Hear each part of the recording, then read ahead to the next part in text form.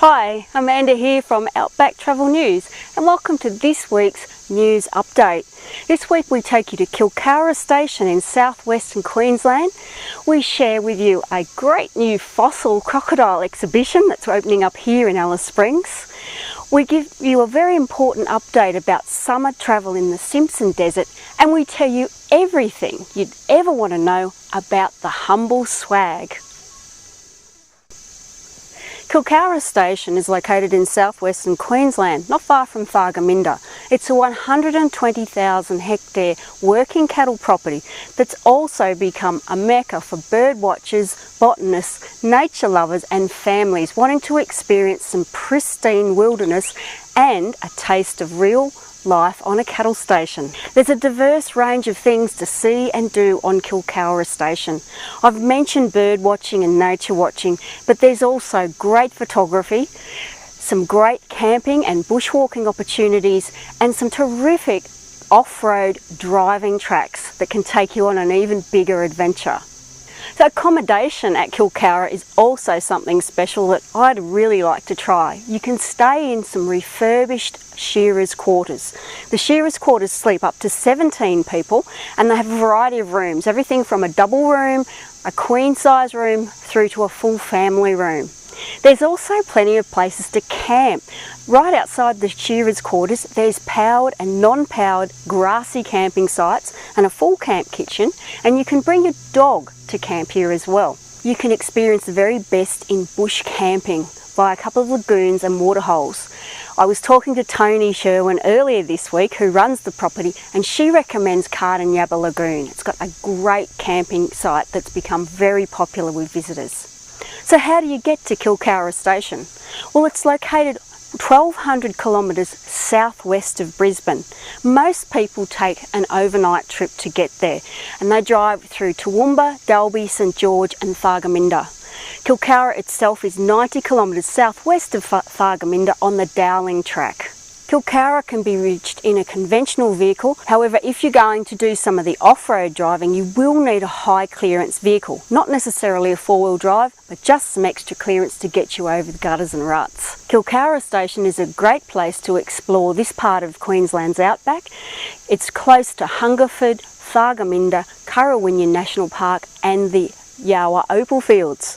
So give Tony a call. I've got details to their website and their Facebook page before, and remember it's open from March to October each year, but you can call up for appointment and access at other times. Okay, this week in Alice Springs, the Museum of Central Australia is opening a new exhibition called The Lost Crocs of Central Australia. I know that kids are going to love this exhibition. I'm going to the opening tonight, so I'll be posting some photos on our Facebook page over the weekend. The exhibition itself features fossils that have never been shown to the public before, which the museum has been holding in their storehouses for quite some time. The rest of the Museum of Central Australia also has permanent displays on outback megafauna, so it will and truly worth a look.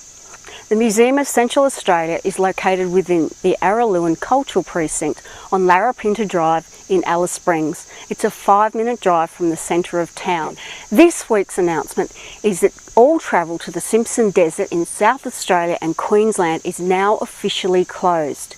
Each year between the 1st of December and the 15th of March, the government authorities close the parks in the desert to public access. This is because in previous years there have been a number of deaths due to exposure in the Simpson Desert, and they're trying to protect people's safety. For more information, check the Parks SA website. The link's below. Everything you've ever wanted to know about swags. Most people associate swags with camping, Australia and the outback. Swags are one of the iconic pieces of Australian camping gear that everybody seems to rave about. The original swags were first used in the 19th century by miners, drovers and stockmen as they were travelling from place to place. They often carried the swags on their back or with their horse if they were lucky enough to have one. Those original swags, however, were nothing like today's swags. They tended to be rolled up blankets, bed sheets and even hessian sacks, anything that could be rolled to keep people warm while they were sleeping. Today's swags are much more robust and heavier than the original swags. In fact, there's no way you'd be wanting to carry one of these around if you were walking everywhere.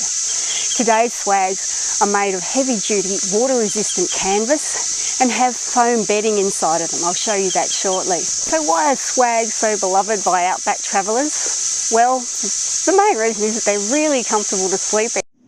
You simply undo the straps on the swag.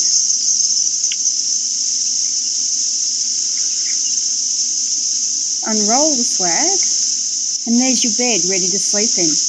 Now I'm going to open the swag and show you some of the layers. You can see the bedding inside. And beneath the bedding, here's the thick foam mattress that makes it comfortable to sleep in. The other reason that people love swags in the outback is the experience of sleeping under the stars at night. Really, sleeping under the stars, especially in the wintertime in the outback, is almost as good as watching the sunset at Uluru. In fact, sometimes I think it's even better. So it's one of those things that you really have to try. Of course, if you're worried about creepy crawlies, you can put your swag straight into a tent or a pop-up mozzie dome. And sleeping with our swag in the pop-up mozzie dome is exactly the way that we camp most of the time.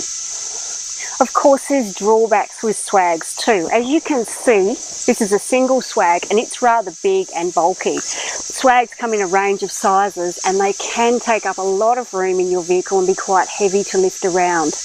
And of course, some people just don't like the idea of sleeping on the ground. That's fair enough. Or other people, they might not be suitable for people who find it hard to get up and down off the ground. If you're not quite as mobile as you used to be, you may want to look at other camping accommodation options. If you're wondering where I've been filming today, this is Wiggly's Waterhole. It's a little local haunt here in Alice Springs.